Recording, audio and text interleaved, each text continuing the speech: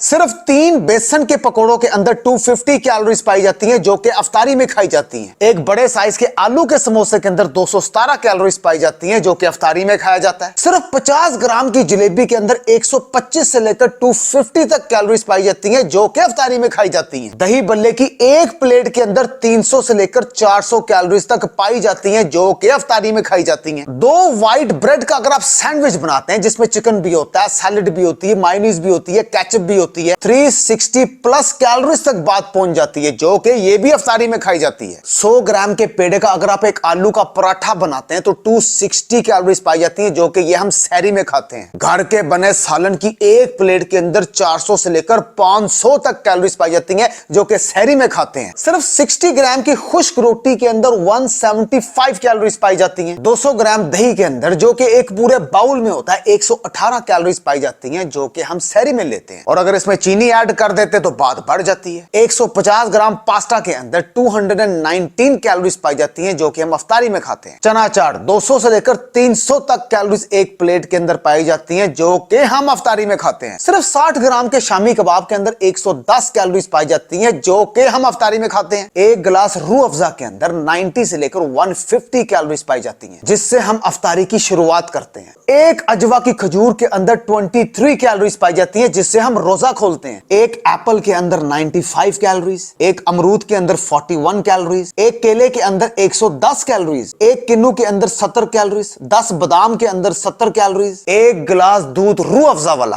190 calories. और अगर अफ्तारी में आपको गलती से किसी ने बुला लिया तो थोड़ी थोड़ी चीजें खाते खाते रोजा खोलते खोलते 1000 कैलोरीज आप कंज्यूम कर जाते हैं और आपको पता भी नहीं लगता। ईद वाले दिन पता लगता है कि हमारा तो वेट बढ़ गया, फेस बढ़ गया, पेट बढ़ गया, जिस्म बढ़ गया। और फिर ईद मिलते हुए आपको लोग यही कहेंगे कि लगता है आपने रोजे पूरे रखे हैं। और अगर आपने रोजे नहीं भी रखे तो अफ्तारियां आपने पूरी की हैं। आपने रमजान के अंदर सवाब कमाना है या जिस्म बढ़ाना है? आपने रोजे रखने हैं या रोजाना अपनी दावत करनी है? आपने तराबियां पढ़नी है या पीछे बैठ के गप्पे लगानी है? आप वजन कम करने के लिए सारा साल इंटरमिटेंट फास्टिंग के पीछे पड़े रहते हैं। अब रमजान में असल मौका आया तो भागना नहीं है। ये 2026 के रमजान का जबरदस्त डाइट प्लान लेके आ रहा हूं जिससे आपका 4 से 5 केजी 100% कम होता है। लेकिन अगर आप 100% उसको फॉलो करते हैं, क्योंकि जो मैं खुद फॉलो करूंगा ना मैं वही आपको बताऊंगा। आपने अपना वजन कम करना है ना तो आप गलती कहां पे करते हैं? एक चिकन ब्रेस्ट जो कि 200 ग्राम का होता है उसके अंदर 330 कैलोरीज पाई जाती हैं।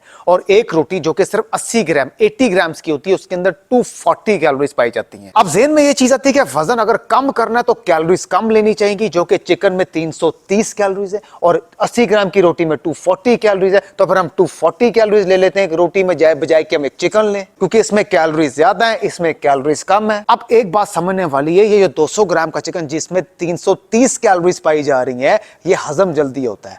और ये जो रोटी 80 ग्राम की है जिसमें 240 कैलोरीज पाई जा रही है ये हजम देर बाद होती है। और जो चीज हजम देर बाद होती है वही तो आपके वेट को स्टक रखती है। और जो चीज हजम जल्दी होती है वही तो आपका वेट नीचे की तरफ लेके आती है। ज्यादा खाने से वजन नहीं बढ़ता, कम खाने से वजन कम नहीं होता। क्या खा रहे हैं वो चीज मैटर की जाती है। दूसरी बड़ी गलती, अक्सर लोग दोपहर में खाना नहीं खाते कि हम डाइट कर रहे हैं और ड्राई फ्रूट की एक पूरी मुट्ठी भर के खाते हैं कि रात तक हमें भूख ना लगे। ड्राई फ्रूट की एक पूरी मुट्ठी भर के खाने से रात तक आपको वाकई भूख नहीं लगती क्योंकि वो आपके सिस्टम को स्लो कर देती है। अब जो कि आपका हाजमा हो जाता है स्लो, इसलिए रात तक आपको भूख नहीं लगती। और फिर जब हाजमा हो जाता है स्लो इसलिए तो आपका वेट हो जाता है स्टक। क्योंकि अगर कोई शख्स वजन कम कर रहा है ना तो उसको थोड़ी थोड़ी देर बाद भूख लगनी चाहिए। इसका मतलब ये कि उसका सिस्टम चल रहा है और अगर सिस्टम चल रहा है तो जो खाएंगे वो अपने टाइम पे डाइजेस्ट होता है, तभी तो आपका वेट नीचे की तरफ आएगा। तीसरी बड़ी गलती, रोजाना एक ही मील को फॉलो करना, रोजाना एक ही ब्रेकफास्ट करना, रोजाना एक ही लंच करना,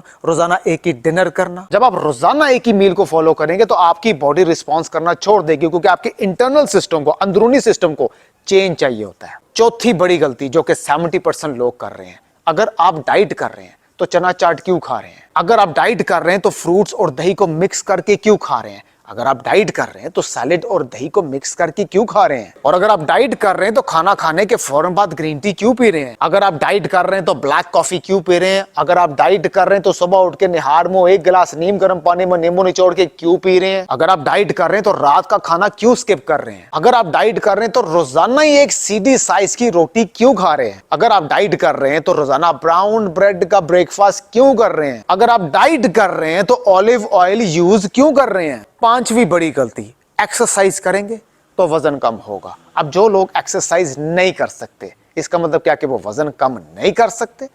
वजन जो चीज कम करती है ना, वो 70% इंसान की डाइट होती है।